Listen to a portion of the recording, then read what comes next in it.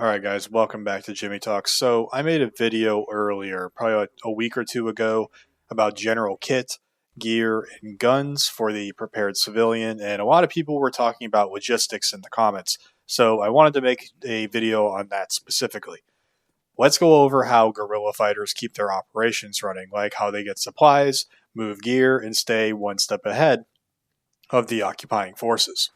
So, logistics, because you need to know what the word means before we start talking about it, is per Google, the detailed organization and execution of a complex operation to ensure that goods, information, and resources move efficiently from origin to destination. In other words, in a military context, getting supplies from point A to point B for sustained military operations. Moving off of the definition now, this is super important because without supplies, an army is nothing. You are going to shoot all your bullets eventually.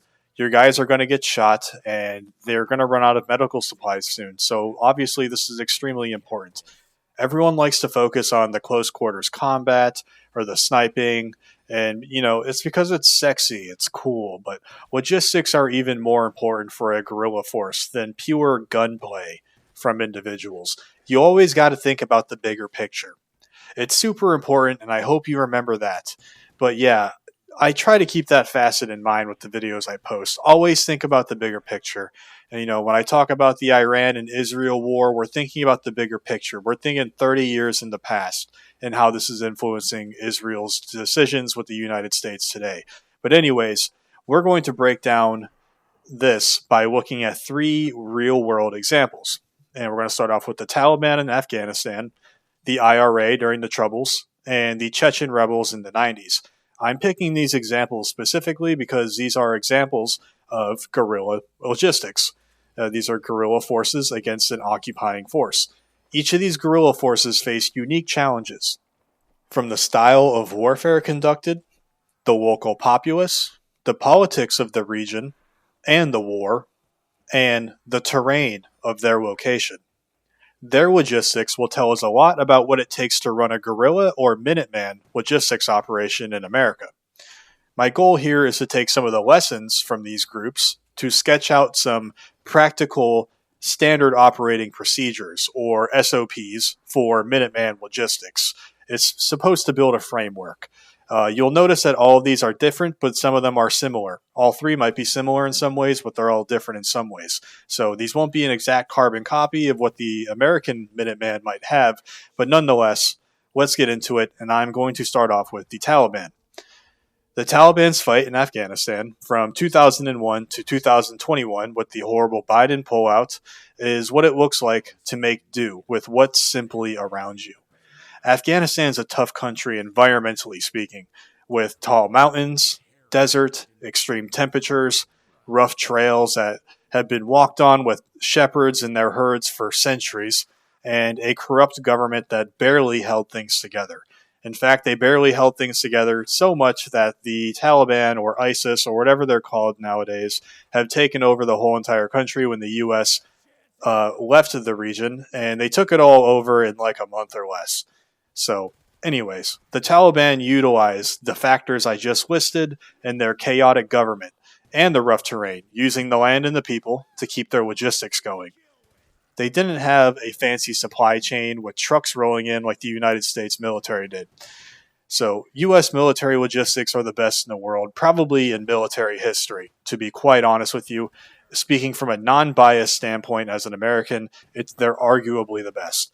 Just think about it. At these major FOBs, which are called forward operating bases, the military would have all of its personnel and vehicles there within 72 hours, as well as coffee shops, Burger King, in a land 4,000 miles away in the middle of the desert, which is pretty insane when you think about it.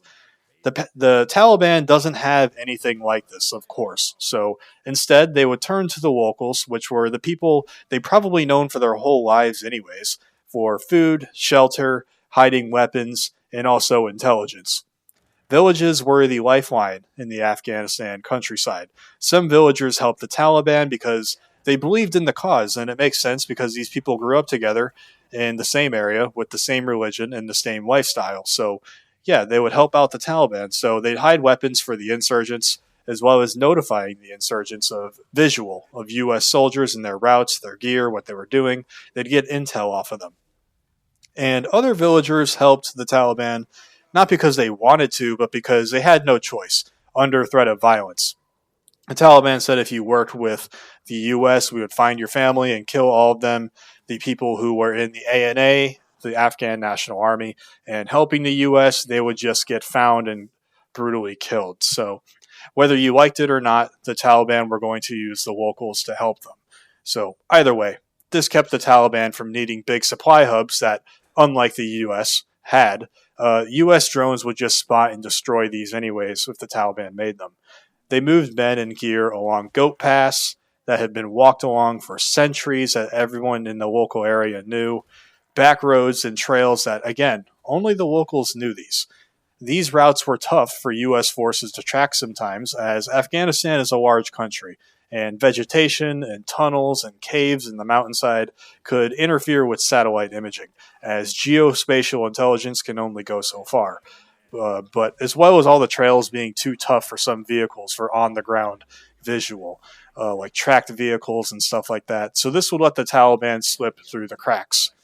Another strategy that the Taliban used, besides knowing the local terrain, was quick and small vehicles, like motorcycles, dirt bikes, and even the infamous Toyota Hilux, given it's a smaller frame truck. But let's focus on dirt bikes and motorcycles here to emphasize my point of them being nimble on these small goat herder trails.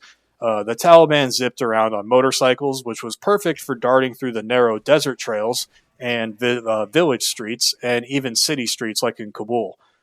These bikes also didn't need much gas, and they could outmaneuver large and heavy U.S. vehicles like Bradleys and large patrols because it could just be one or two guys on a bike, and it's easier for them to just get away compared to moving a whole entire force of soldiers. The Taliban also like to move at night. This was a big one. The deserts in Afghanistan get very hot, with summertime temperatures reaching 100 degrees Fahrenheit on average, and the nights dipping down to 40 degrees on a good day, even colder on a worse day, and that's still in the summertime. Cooler temperatures outside meant less exhaustion from the sun, like if you're carrying a crate of grenades or a crate of AKs, and maybe you're not on a dirt bike, maybe you're walking. And the dark also hid them from drones or satellites, not thermal, but it still did help them hide. So it was like knocking out two birds with one stone to travel with supplies at nighttime. During the day, the fighters would just blend back into the villages, looking like any other ordinary civilian, a farmer, whatever, and acting like they didn't just run a crate of grenades or RPGs last night on a dirt bike. And then they would shake hands with U.S. troops when they came by the village and gave them humanitarian supplies or wished to meet with the group leaders. My tone and messaging here, by the way, isn't to make the U.S. look like the good guy or vice versa. It's merely to emphasize the point of the clandestine operations of sneaking supplies used to kill others, and then meeting those same people face to face the next day that you intend to kill, like you never even did it. This is the name of the game for guerrillas, pretty much. So, another strategy the Taliban used was blocking off highways. They'd set up checkpoints on highways or other busy roads, and they would ambush convoys, messing with the civilian commercial goods and the humanitarian aid that was also intended for civilians, and then they would steal all of it.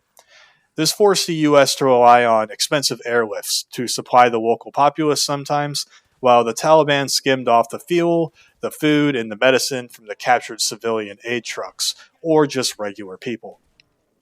It was like squeezing the enemy's wallets while filling their own pockets. They also raided the Afghan National Army, the ANA, as mentioned earlier, for weapons, which was equipment the U.S. had supplied. We're talking about rifles, ammo, 50 cals, rocket launchers, and even full-on vehicles like Humvees. When the ANA, the Afghan National Army, and the local police fell in 2021 after the pullout in Afghanistan, the Taliban hit the jackpot, grabbing arsenals without needing to smuggle much of anything from Pakistan or Iran. A lot of the Afghan National Army and the police forces were straight up useless or corrupt, with many of them smoking opium in the middle of a firefight, barely knowing the first thing about combat, or they would turn around and kill U.S. forces out of nowhere because they were secretly Taliban sympathizers. You always had to watch these guys, and the Taliban also knew a lot of them were just useless sellouts. So they would take advantage of this. They knew all this stuff was going on, and they had to know this because they had to use every advantage they had to win a fight against a massive force like this, the United States military. So not all of them were bad, of course. I'm speaking about the ANA here. Some were excellent fighters and did want to do good for their countries, but I digress. Let's get back to the logistics again. But sometimes, though, the U.S. forces they would go into the villages because they knew that the Taliban and the locals were deeply embedded. This was very, very big for the Taliban. They would go into the villages and they would search the villages for weapons and explosives, or to persuade locals to help them find stashes over maybe a friendly cup of tea. To dodge the U.S. searches, though, the Taliban stashed weapons and explosives in hidden stash spots, which could be anywhere from buried in the mountains in a hole somewhere, in a cave nearby, or buried away inside of a village. It can be tough to find a stash spot sometimes, given there's many places to hide them, of course, in a whole entire country. So this would let insurgents travel light and discreetly, avoiding trouble if they were patted down and searched. That's the whole point of the stash spot. So they're not caught red-handed with a weapon and then taken into custody. But if a stash spot did get found, it was bad news for them, as now they're out of their guns, and further scrutiny in the area of the stash spot could unravel where searches are conducted more thoroughly, and soldiers would now be on alert more in those areas. So they kept these spots secrets, only known to a few trusted guys. The Taliban's logistics worked because Afghanistan wasn't a total occupied police state, with the U.S. missions being more of a nation-building mission and trying to let the locals take control. Of course, this ended up not working, as Western values do not align with the values of an Islamic country, which is Afghanistan, but I digress. The weak government and open borders from Iran and Pakistan, where they had sympathetic allies, were countries that were open to helping the Taliban. It gave them room to maneuver, and unlike our next case, it gave them room to maneuver. So we're going to be talking about the IRA in Ireland real quick, but what are the key takeaways from the Taliban then here? They'd keep stashes spread out, so one bust didn't take the whole entire supply away. They'd also move at nighttime to stay hidden and to save energy from the sun, as it gets very, very hot there. I'd rather do physical exercise in the cold than the middle of the sun. It's just going to beat down on you. They tried to also build good ties with the locals for food and cover, or they would simply just force them to do it. These methods worked in Afghanistan, though, due to the nature of the local populace and the terrain of the country. So those are our big takeaways there. All right, moving on now to the IRA. Let's talk about the logistics of the IRA, the Irish Republican Army, in Northern Ireland from specifically the 1960s to about 1998. These times were known as the Troubles, and this time, basically, it was the British fighting the Northern Irish. I can't really tell you much more than that. We're just going off what I know off the top of my head. I know more about how they conducted the fight, not really the politics behind it. So I'll be honest with you there. But that's really what it was. So anyways, for the logistics, this one was a different beast compared to the Taliban in Afghanistan, because it was much more clandestine in nature, which was much different than Afghanistan, where they were a bit more brazen with their use of IEDs and ambushes and stuff like that. It was different for that reason. And the IRA in Ireland was much more clandestine in nature, one could say. A wildly different local populace, with the average Irishman being much different than your average Afghan. The terrain of green and rainy Ireland, with not as rough a terrain as Afghanistan, and a more city-oriented fight. Think of Belfast, Ireland, and a place crawling with British cops and British soldiers. I emphasize the cops part because the guerrilla movement here was much more secretive and almost criminal-like in behavior and methods. It was a lot less open warfare, and it was more like cat and mouse game, where getting caught involved police investigations and not solely just a firefight with an army and becoming a prisoner of war. Of course, both of these did happen, firefights, police investigations, arrest, but it was just a tad different than our prior example with the Taliban. The IRA had to be sneaky, as a way to put it, and clandestine with their warfare and their supply lines, and their logistics showed how they can operate in a police state, which is an occupied country. Whereas compared to Afghanistan, it was kind of a lousy government in place, and foreigners, being the US, having to do more of the legwork. For example, a lot of the IRA operations were conducted in urban environments, and a popular method of IRA fights were sniping singular soldiers at a time and car bombs. A popular IRA tactic was homemade suppressors and hiding in the back of inconspicuous vans. Once inside the back of the van, they'd set up a sniper's nest with a driver in the front, ready to peel off after the sniper made his shot at the back. The sniper would be in the empty back seat. They'd tear the seats out if they had to. They'd either crack the door open a little bit for the barrel, or they would simply just bust out the window and they would wait for the shot. The homemade suppressors in the interior of the van, located in a city street, would deflect the noises a lot. And after they made the shot and killed the target, they would just take off after. And it would just look like an inconspicuous moving van just driving. They'd also plant bombs on cars in urban areas, as cars are plentiful, and a guy working on his car looks just like that, a regular guy, but in reality, he'd be planting a bomb. The point here is that the IRA like to operate clandestinely and in plain sight, using the local background and the scenery as their camouflage while wearing normal civilian clothing. So weapons were a big deal in Ireland, given the nature of gun laws, and they were also hard to find, especially ideal military fighting weapons, such as subguns, sniper rifles, rocket launchers, grenades, and fighting caliber rifles like 5.56 and 7.62s, compared to bolt actions and shotguns that only hunters would own in the local populace, which is not ideal for warfighting, but the IRA knew this, and they found workarounds. They got their supply of guns from all over the globe, with Muammar Gaddafi's Libya sending rifles and explosives. Eastern Bloc countries also chipped in, like the USSR, East Germany, and Romania, since it was an effort to destabilize a Western country, so it served in their interest to supply the guerrilla forces. Some U.S. citizens got involved as well, but this was more so civilian sympathizers and people with ties to Ireland, like Irish people themselves in America, particularly in Boston, Massachusetts, which has a large Irish population.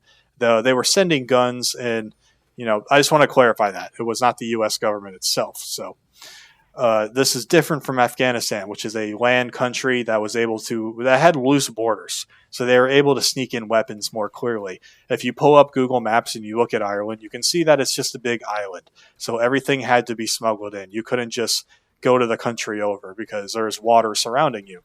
So one big story at the time of this happening was the IRA and sympathizers of the IRA smuggling arms on boats for them, which was very common. Smuggling guns on boats. The boat was called the Queen Elizabeth II, and it had Irish crew members in on the transporting scheme until the FBI shut it down in the early 80s because they were having the Americans buy guns and give them to the IRA members who were in America, and then they would ship them to Ireland. They would smuggle them in. Getting guns and explosives into Northern Ireland was no joke. The British forces were watching ports and airports like hawks. And a lot of smuggling was involved here for almost everything involved. So for a modern day example, think of it like the cartel smuggling drugs at the U.S. border. It was more in nature of that for the IRA. This is different than Afghanistan, again, like I said earlier, with its looser borders and sympathetic neighbors, versus Ireland, which is surrounded by ocean. So it made it tougher to get guns into the country. But once the guns and gears were smuggled in, the IRA hid them in safe houses. These were typically apartments or homes of sympathizers with the cause. Urban settings meant you could tuck a rifle under a floorboard and nobody'd notice. And that's really all they'd need. Just one gun with a mag loaded for a quick hit, so they'd pass it off to the next guy, unlike a rural cache that might be able to hide more weapons. In the rural landscapes, the IRA would have caches hidden outside and in the forest, similar to the Taliban, where they would just have them in a hole or a cave somewhere. And this was also in the countryside, where they zeroed their rifle optics, their iron sights, tested out their weapons, as well as training. Nonetheless, though, the British were still relentless, raiding suspected stash spots, apartments, safe houses, and hideouts, as well as using forensics to check for gunpowder or suspected terrorist hands or their clothing. But IRA fighters got wise to this, though. So, to avoid being caught with gunpowder on your hand after a shooting or a hit, whatever you want to call it, they would burn their clothes using just temporary throwaway clothing items just for one job. And they'd also shower right after an ambush or a sniper job to ditch any trace of gunpowder residue on them. They would use a hat they're ready to get rid of, jacket, disposable gloves, all of that. But another way the British were able to look for them besides gunpowder residue was like the Taliban. The U.S. did this to the Taliban. They had to watch their shoulder bruising from rifle recoil, since cops would check the shoulder pockets as a piece of evidence that you'd been shooting weapons. As this isn't a common bruising spot, like hitting your elbow or your shin or your forearm or something of the like. So secrecy was everything for the IRA, a lot more than the Taliban operations in the previous chapter, where they could operate more openly due to the big supporting nature of the local populace. So the way they did this, the IRA, for secrecy, is they ran a cell system, which are small groups who didn't know what other groups were up to, basically. So if one guy got pinched, he couldn't spill much information, even if he wanted to, because he didn't know anything about the other IRA cells. Supply chains worked the same here. Only a few of them knew where the weapons were or how they were moved. They used civilian transport methods like buses, cars, and even the mail system to move small batches of gear, blending into the daily life. You're not going to pull over a whole entire bus and search everybody. I mean, you can, but it's just more annoying for soldiers and cops to do that, especially hassling a bunch of innocent people. It's going to make the image of the occupying forces look bad. So they were able to use this in a method to easierly get by. I just made that word up. Easierly. Okay? I'm not Mr. Einstein with words. If I am, this video would have taken me a month to write. Anyways, the operations for the IRA didn't call for sustained warfare. So for them, one guy sneaking a rifle or a package could be small and hidden well. They didn't need a lot of ammunition or explosives for just one gun or two guns at a time. And not all the time, but this is just more common. This was different from the Taliban's open trails and sometimes overt gunfights and using IEDs to blow up convoys and then unloading a bunch of ammo at them from a mountaintop. So they had more overt gunfights with sustained fire. Not all the time the Taliban fought like this either, but nonetheless, it shows a difference in operations and mission sets. Northern Ireland's tight security meant that every move had to be calculated and scrutinized. It was much more criminal in nature, one could say. Think of the mob trying not to get caught, right? So what are the key takeaways from the IRA? They broke their group into cells to limit the damage if someone was caught, and it was the same with weapons.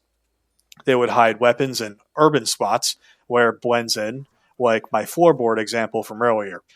They also always clean up after an op, literally, like ditching the clothes and scrubbing down in the shower. These fit a place where the enemy's more of an occupying force, and it's more like a police state rather than all-out warfare, like in our next example. All right, now let's move on to the Chechens, which I like to say is more so an example of all-out war zone, no matter where you were, compared to Afghanistan and Ireland, where it kind of was like this, but only in specific areas. Russian forces weren't as strict as the British occupation in Ireland, and what I mean by that is that it wasn't as police-like in nature in Chechnya, as the mission for the occupying forces, which is Russia, wasn't to rid the state of terrorist attacks like in Ireland, and it wasn't like Afghanistan where the goal was regime change and nation building. The Chechen rebels in the First Chechen War from 1994 to 1996 faced a straight-up slugfest against the Russian military. This was an all-out war, and the president at the time wanted to quash the rebellion of the Chechens, as they didn't want to listen to the Russian government, basically. So this was different compared to Afghanistan and Ireland, with urban battles, mountain hideouts, destroying civilian areas as well as killing the civilians themselves talking about Russia and Chechnya here, and a desperate fight to keep supplies flowing.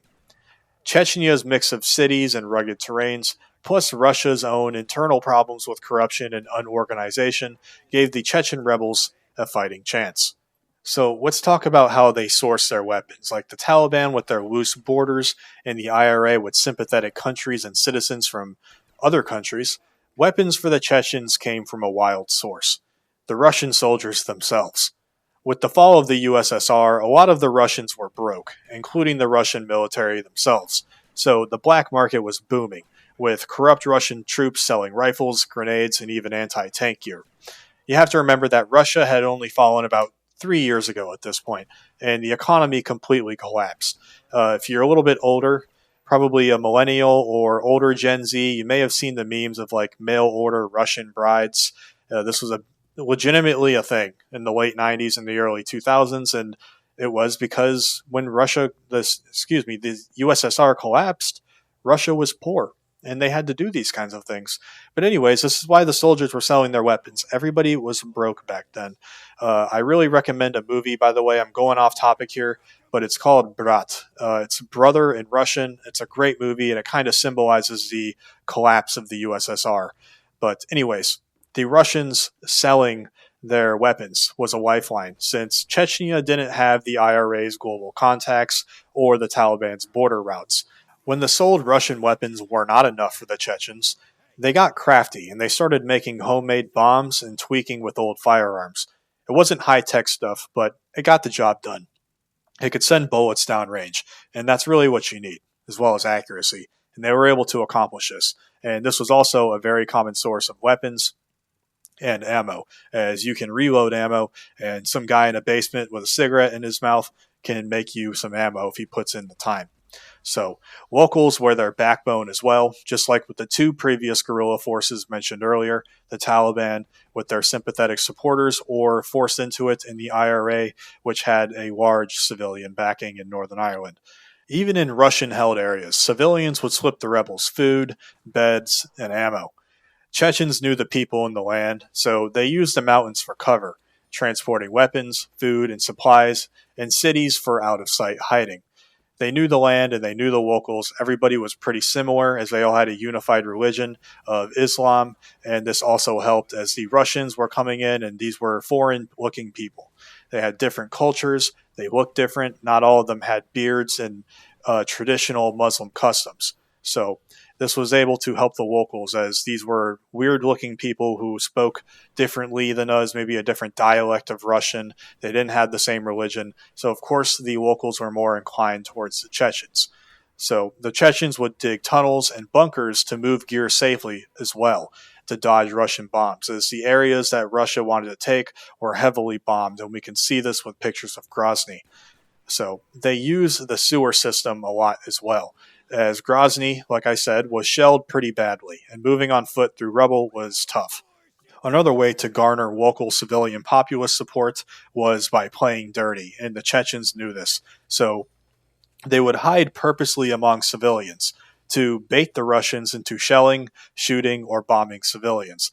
This is a common tactic that we'd seen with guerrilla forces. They want to have the locals killed so that the locals all agree on helping the guerrilla forces against the occupying forces. So when bombs fell on homes, the locals would get mad at this, of course, and they would back the rebels even more, giving them more local support, which helps a lot because there's a lot more civilians than combatants. It was brutal and it was unforgiving, but it was effective and it worked. And it was done purposely to advance the cause of the Chechens and also their logistics support. The Chechens also bombed the Russian supply lines. This was a way for them to get supplies. They'd blow up the bridges that the Russian convoys would be on, they'd mine the roads that the supply convoys would be on, or they would collapse tunnels as convoys were driving inside of them. So they would cut off equipment to the Russian outposts themselves. They wouldn't even take it. They would just not allow the Russians to have it. And again, we're talking about a post-collapse USSR military where supplies were scarce sometimes because the country was really poor at the time. The tunnel method was pretty much the Chechens saying, if I can't have it, then nobody can. The ambushes would hit supply convoys, and the Chechens would then take the fuel and the weapons. Russia's logistics were a total mess at the time, with soldiers going hungry, sick, or just some soldiers giving up altogether. Again, we're going to say this because Russia was poor at the time. So this let the Chechens run circles around them, buying their weapons, destroying their supply routes, and it really evened out the playing field for some Chechen rebels versus the Russian army. So they would strike and then vanish, with morale already being low. So what are the key takeaways from Chechnya then? Buying or stealing from the enemy's own supplies can work, and it did here because of the collapse of the USSR just a few years prior.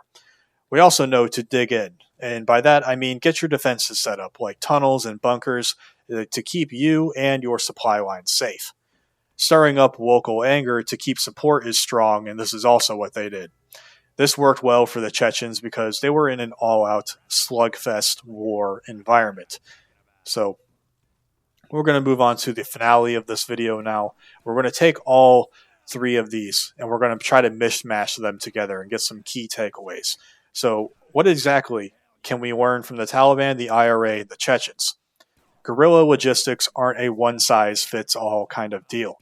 It greatly depends on the land, the people, and the political environment.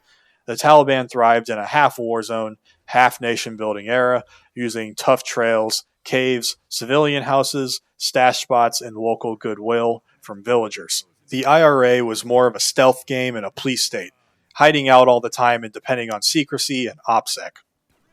The Chechens, meanwhile, fought an all-out brutal war, turning the Russian mistakes like unorganization and corruption, as well as rugged terrains in the mountains and cities, into their advantage. The guerrilla supply line comes down to three things: the land, the enemy, and the locals. Afghanistan's mountains let the Taliban roam a bit more than, say, Northern Ireland, where their cities forced the IRA to hide, and Chechnya's mix of both of these gave the rebels some options.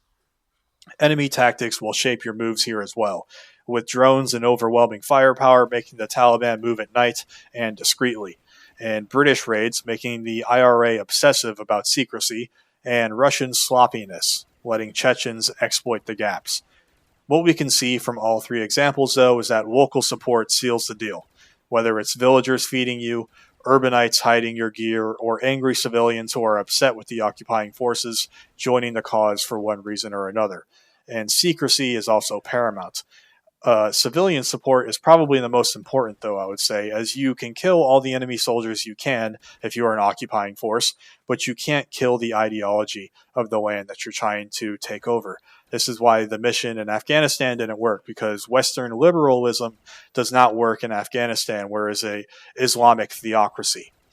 So, SOPs are determined on your fight. And that's why I gave three examples. As we can see here, each are similar in their logistics operations, but not all of them are exactly the same. And it all depends on the environment, political feel, and who you're up against. In a loose war zone, per se, spread out your caches and move at night. In a more police state or occupation-esque environment, stay compartmentalized and cover your movements. It's pretty similar to being a career criminal or something. There's probably more work in the clandestine nature of things than the actual gunning itself. In a total war scenario, though, you should hit the enemy supply lines and dig in deep. Know your land, know your enemy, and know your people. And you'll find a way to keep the fight alive and supplies flowing. That's all from me today, guys. Jimmy Talks out.